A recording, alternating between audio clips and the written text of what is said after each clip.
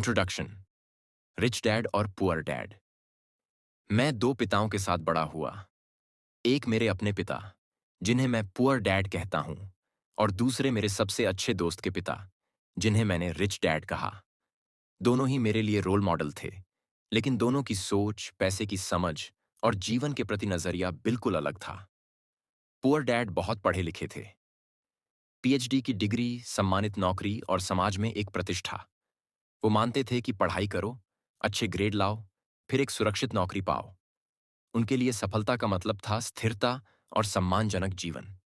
दूसरी तरफ rich dad school drop out थे, लेकिन पैसों की गहरी समझ रखते थे। उन्होंने बिजनेस किया, निवेश किया और खुद के लिए एक समृद्ध जीवन बनाया। उनके लिए सफलता का मतलब था फाइनेंशियल फ्रीडम। ऐसा जीवन जहां आप पैसों के लिए काम नहीं करते, बल्कि पैसा आपके लिए काम करता है। दोनों पिताओं की बातें मैं बचपन से सुनता आ रहा था, और ये मेरे मन में एक बड़ा सवाल पैदा करता था। आखिर कौन सही है? क्या मैं उस रास्ते पर चलूं जो ज्यादातर लोग अपनाते हैं, या उस रास्ते पर जो रिस्क से भरा है, लेकिन आजादी की ओर ले जाता है? यह किताब उसी सफर की कहानी है।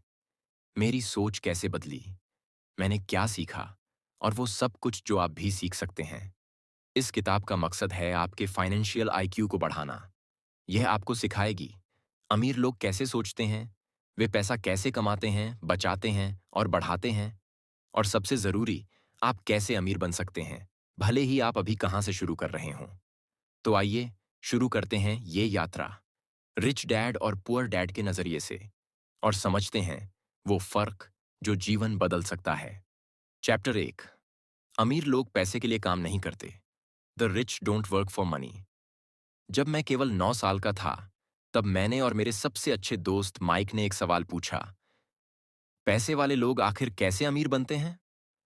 हम दोनों को जल्दी ही एहसास हुआ कि स्कूल हमें पैसों के बारे में कुछ नहीं सिखाता। स्कूल तो सिर्फ पढ़ाई, अच्छे नंबर और एक सुरक्षित नौकरी की राह दिखाता है, लेकिन अमीर बनने का रास्ता कहीं और से आता है। हमने माइक के पिताजी, जिन्हें मैं रिच डैड कहता हूं, से सीखने का फैसला किया। रिच डैड ने हमारी क्लास की शुरुआत एक अजीब बात से की। अगर तुम पैसा कमाने के लिए काम करते रहोगे, तो तुम जिंदगी भर दौड़ में फंसे रहोगे। उन्होंने हमें समझाया कि ज्यादातर लोग एक चूहे की दौड़ में फंसे होते हैं। काम करते हैं, तनख्वाह पाते हैं, फिर खर्च करते हैं, फिर कर्ज में डूबते हैं, और अगले महीने फिर वही चक्र दोहराते हैं। यह चक्र कभी खत्म नहीं होता। रिच डैड ने हमें एक सबक सिखाया। डर और लालच, ये दो भावनाएं लोगों को जिंदगी भर गुलाम बनाए रखती हैं। लोग डरते हैं कि उनके पास पैसा नहीं होगा, इसलिए वो काम पर निर्भर रहते हैं। फिर जब पैसा आता है, तो लालच उन्हें और ज्यादा पाने के लिए मजबूर करता है। इस चक्र से बाहर निकलने का तरीका है सोच बदलना। रिच डैड ने हमें एक अभ्यास करवाया। हमें हर हफ्ते 3 घंटे के लिए उनके एक स्टोर में बिना पैसे के काम करना था। जब हमने शिकायत की, हमें पैसे क्यों नहीं मिल रहे, तो उन्होंने कहा, यही तो असली शिक्षा है। अगर तुम सिर्फ पैसे के लिए काम करोगे, तो तुम कभी सीख नहीं पाओगे कि पैसा तुम्हारे लिए कैसे काम करे। यह सबक हमारे लिए बहुत गहरा था। हम पहली बार समझ रहे थे कि अमीर बनने के लिए नौकरी या तनख्वाह जरूरी नहीं, सोच और नजरिया जरूरी होता है। इस अध्याय का सार यह है, अमीर लोग पैसे के लिए काम नहीं करते। वे सीखते हैं, अवसर तलाशते हैं, और ऐसा सिस्टम बनाते हैं जहां पैसा उनके लिए काम करता है। वे भावनाओं के गुलाम नहीं होते, बल्कि उन्हें नियंत्रित करना सीखते हैं। चैप्टर 2। फाइनेंशियल लिटरेसी क्यों सिखाएं? Why teach financial literacy? अमीर बनने की पहली सीढ़ी है फाइनेंशियल लिटरेसी, यानी पैसों की सही समझ। रिच डैड हमें हमेशा कहते थे, अगर तुम अमीर बनना चाहते हो, तो सबसे पहले तुम्हें पैसों की भाषा सीखनी होगी। बहुत से लोग अच्छी कमाई करते हैं, लेकिन फिर भी कर्ज में डूबे रहते हैं, तनाव में रहते हैं। क्यों? क्योंकि उन्होंने कभी यह नहीं सीखा कि पैसे को कैसे मैनेज करें, कैसे बढ़ाएं और कैसे बचाएं। पैसे की असली समझ क्या है, इस अध्याय में एक बहुत जरूरी फर्क बताया गया है। एसेट और लायबिलिटी में। एसेट, संपत्ति, ऐसा जो आपकी जेब में पैसा डालता है। लायबिलिटी, देयता, ऐसा जो आपकी जेब से पैसा निकालता है। रिच डैड ने कहा, अगर तुम यह नहीं जानते कि एसेट और लायबिलिटी में क्या फर्क है, तो तुम खुद को आर्थिक रूप से तबाह कर सकते हो, भले ही तुम्हारी आमदनी कितनी भी अच्छी हो। ज्यादातर लोग सोचते हैं कि उनका घर एक एसेट है, लेकिन रिच डैड ने कहा, नहीं, अगर घर हर महीने पैसे खींचता है, ईएमआई, टैक्स, मेंटेनेंस, तो वह एसेट नहीं, लायबिलिटी है। अमीर लोग एसेट बनाते हैं, जैसे रियल एस्टेट जो किराया लाता है, स्टॉक्स जो डिविडेंड देते हैं, बिजनेस जो उनके बिना भी चलता है, जबकि आम लोग तनख्वाह पाते ही खर्च शुरू कर देते हैं। EMI, car loan, credit card bills, और फिर जिंदगी भर उसी दौड़ में फंसे रहते हैं। इस अध्याय में रॉबर्ट बताते हैं कि उन्होंने और उनकी पत्नी ने शुरू से यह नियम बनाया, हम अपने खर्च नहीं बढ़ाएंगे जब तक हमारी एसेट कॉलम की आमदनी उन्हें सपोर्ट न करे। इस सोच ने उन्हें धीरे धीरे फाइनेंशियल फ्रीडम की ओर बढ़ाया, एक ऐसा जीवन जहां पैसा खुद ब खुद आता है, भले ही आप काम करें या न करें। इस अध्याय से हम क्या सीखते हैं? स्कूल हमें पैसे कमाना सिखाता है, लेकिन पैसे को संभालना नहीं। अमीर लोग जानते हैं कि एसेट खरीदना असली खेल है। अगर आप हर महीने अपनी एसेट कॉलम बढ़ाते रहेंगे, तो एक दिन पैसा आपके लिए काम करना शुरू कर देगा। चैप्टर 3, अपने खुद के बिजनेस पर ध्यान दो। Mind your own business. Rich dad हमेशा कहते थे, जॉब तुम्हारा करियर हो सकता है, लेकिन असली अमीरी तब आएगी जब तुम अपना खुद का बिजनेस बनाओगे। इस अध्याय में रॉबर्ट बताते हैं कि ज्यादातर लोग सारा जीवन किसी और के बिजनेस को मजबूत बनाने में लगा देते हैं। वे नौकरी करते हैं और कंपनी को बड़ा बनाते हैं। वे बैंक के लिए कर्ज चुकाते हैं, सरकार को टैक्स देते हैं, और आखिर में खुद के लिए कुछ बचता ही नहीं। रिच डैड ने जो बात सिखाई, वो यह थी, अपनी नौकरी रखो, लेकिन साथ ही अपने खुद के बिजनेस पर ध्यान देना शुरू करो। अब सवाल ये उठता है, अपना खुद का बिजनेस मतलब क्या? क्या सबको दुकान खोलनी चाहिए या कंपनी शुरू करनी चाहिए? नहीं, जरूरी नहीं। रॉबर्ट बताते हैं कि असली बिजनेस वो है जो आपके लिए पैसे बनाता है, भले ही आप वहां मौजूद ना हो। उदाहरण के लिए, रियल एस्टेट जो किराया देता है, स्टॉक्स और म्यूचुअल फंड्स जो डिविडेंड देते हैं, इंटेलेक्चुअल प्रॉपर्टी जैसे किताबें, म्यूजिक या कोई पेटेंट जो रॉयल्टी लाता है, और छोटे बड़े बिजनेस जो सिस्टम से चलते हैं, न कि आपकी रोज की मेहनत से। रिच डैड कहते थे, अमीर बनने के लिए आपको खुद पर काम करना होगा, खुद की संपत्ति बनानी होगी, और सबसे जरूरी, अपने पैसे का ध्यान खुद रखना होगा। इस अध्याय में रॉबर्ट बताते हैं कि उन्होंने और उनकी पत्नी ने शुरू में एक छोटी सी फाइल बनाई थी, जिसमें उन्होंने अपनी संपत्तियां जोड़नी शुरू की।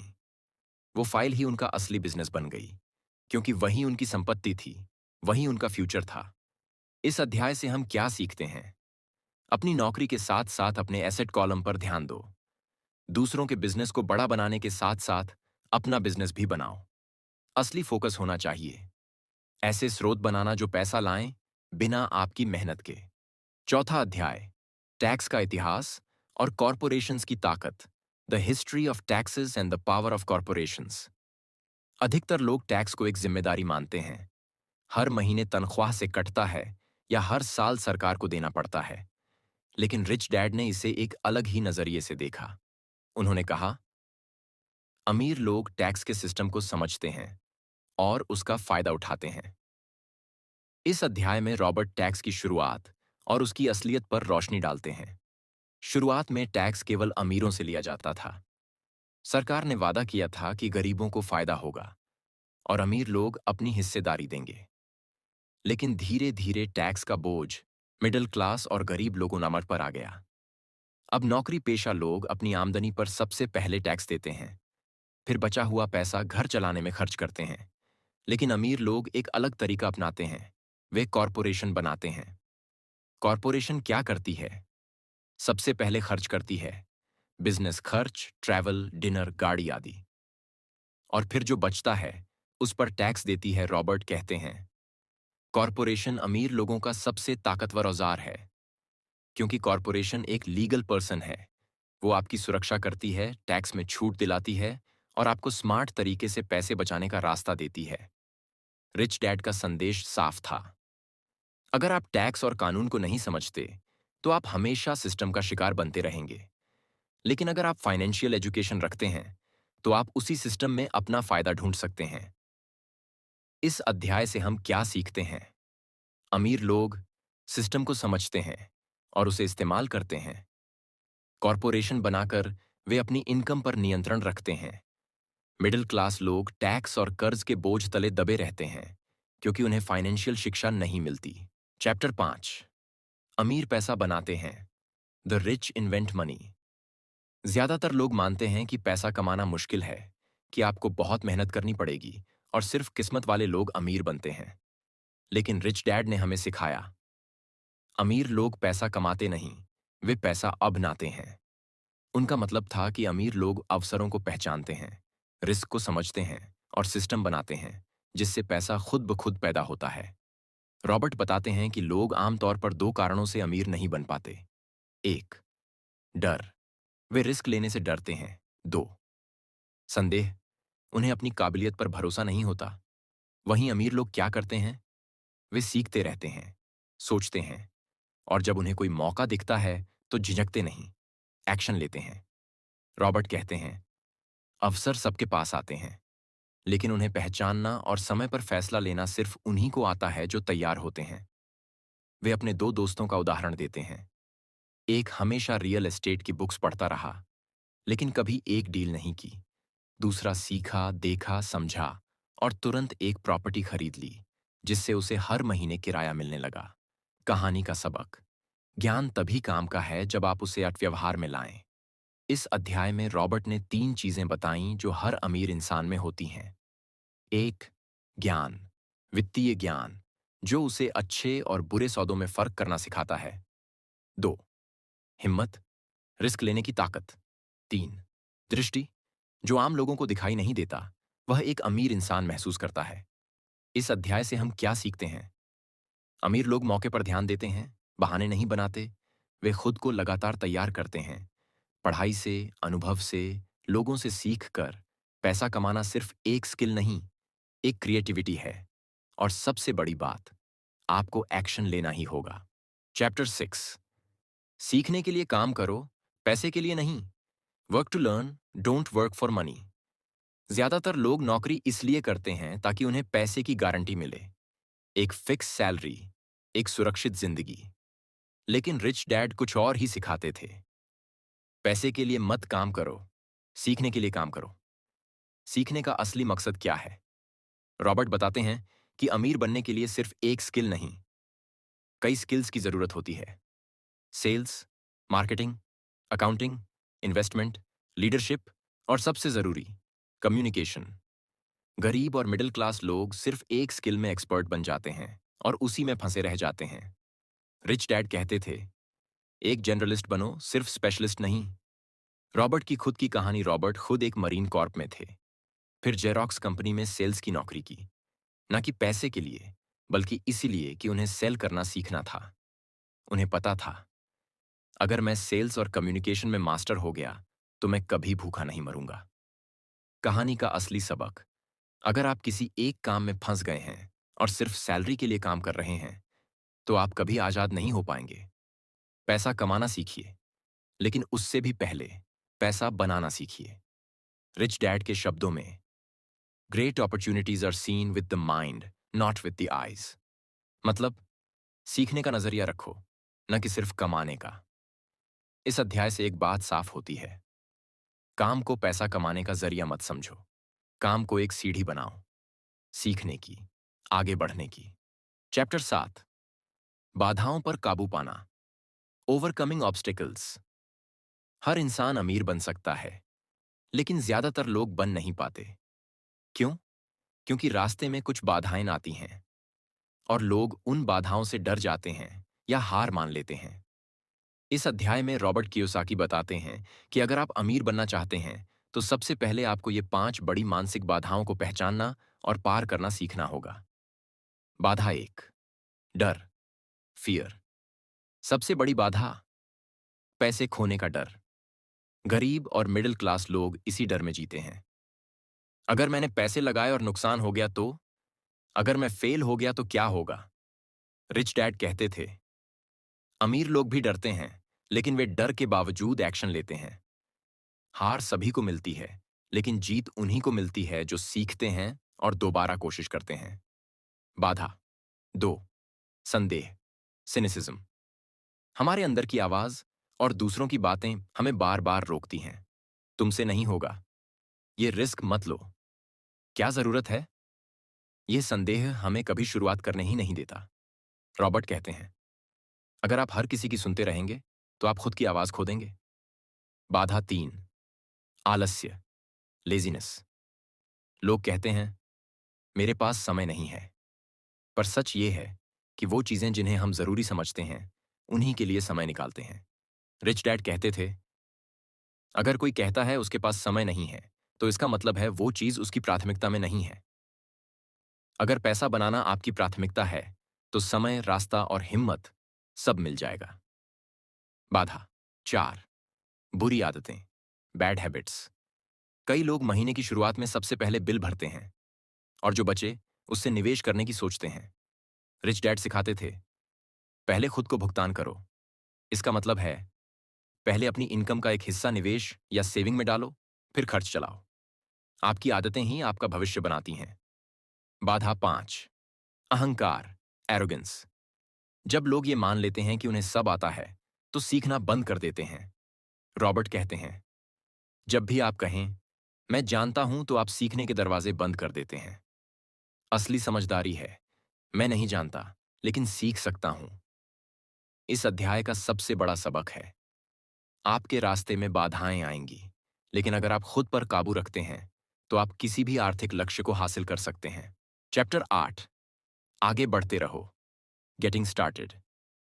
अब तक आपने जाना अमीर लोग कैसे सोचते हैं, कैसे एसेट बनाते हैं और किस तरह बाधाओं से पार पाते हैं। लेकिन सवाल यह है, अब शुरुआत कैसे करें?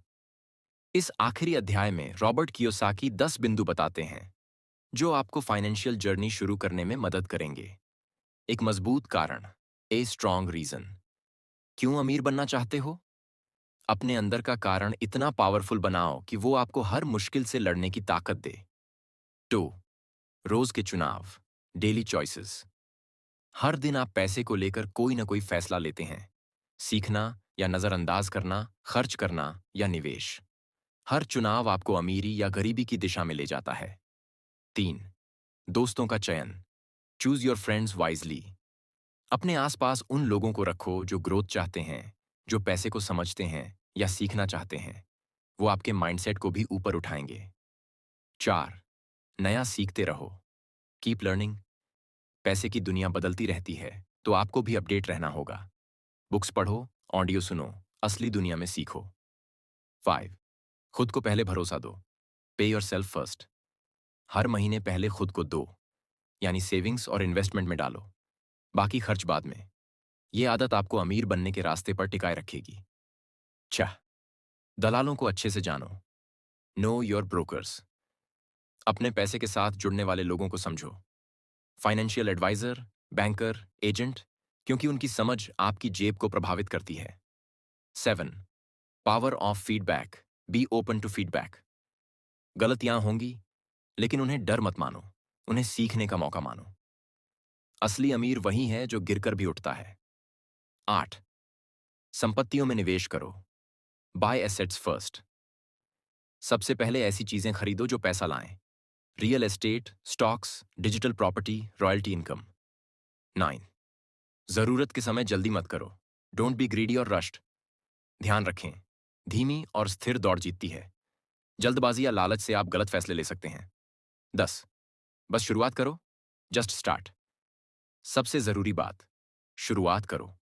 फर्क नहीं पड़ता कितनी छोटी है, एक किताब पढ़ो, एक कोर्स लो, एक प्लान बनाओ, लेकिन आज से पहला कदम जरूर उठाओ। अमीर बनना किसी एक राज या जादू का नतीजा नहीं है, ये एक सोच है, एक प्रक्रिया है और लगातार एक्शन लेने की आदत है।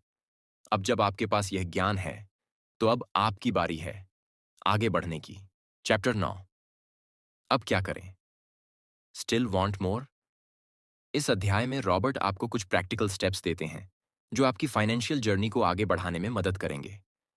अपने फाइनेंशियल गोल्स सेट करें, क्लियर लक्ष्य बनाइए, कितनी इनकम, कितना सेविंग, कब तक। रोज कुछ नया सीखिए। फाइनेंशियल एजुकेशन एक ऑन गोइंग प्रोसेस है। Real estate, stocks, business ideas की स्टडी कीजिए ताकि आपको मौके जल्दी नजर आएं। स्मॉल स्टेप्स लीजिए। कोई बड़ी जंप नहीं चाहिए, बस लगातार छोटे छोटे एक्शन लीजिए। और सबसे जरूरी, अपने माइंडसेट को अमीरों जैसा बनाइए। Chapter 10, 10 powerful actions to take, 10 शक्तिशाली कदम। रॉबर्ट इस अध्याय में 10 ऐसे एक्शन स्टेप्स देते हैं जो आपको फाइनेंशियल फ्रीडम की ओर ले जा सकते हैं। मैं क्यों अमीर बनना चाहता हूं, इसे साफ लिखें। हर दिन सीखिए और पढ़िए। रियल लाइफ में सीखने के मौके तलाशिए। व्यवसाय के अवसर खोजिए। निवेश करने की आदत डालिए। अपने खर्च पर कंट्रोल रखिए। अपने जैसे सोचने वाले लोगों से जुड़िए। फेल होने से मत डरिए। अपनी ताकत और कमजोरी पहचानिए। शुरुआत कीजिए अभी, आज। रिच डैड पुअर डैड कोई जादू की छड़ी नहीं है, ये एक सोच बदलने वाली किताब है। इससे हमें ये समझ आता है कि अमीरी सिर्फ पैसे की बात नहीं है, ये एक सोच है, एक नजरिया है। अगर आप सिर्फ नौकरी पर निर्भर हैं, तो आप पैसे के लिए काम कर रहे हैं।